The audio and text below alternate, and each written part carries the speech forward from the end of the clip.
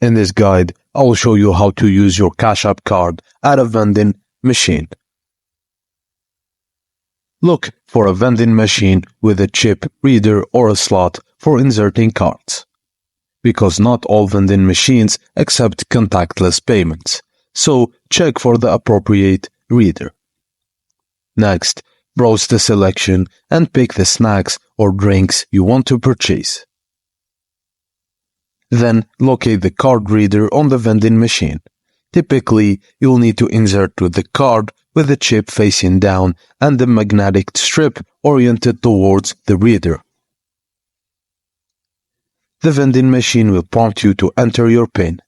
This is the same PIN you use to access your Cash App balance at ATMs. Be sure to enter it accurately, because most machines allow a limited number of attempts before canceling the transaction.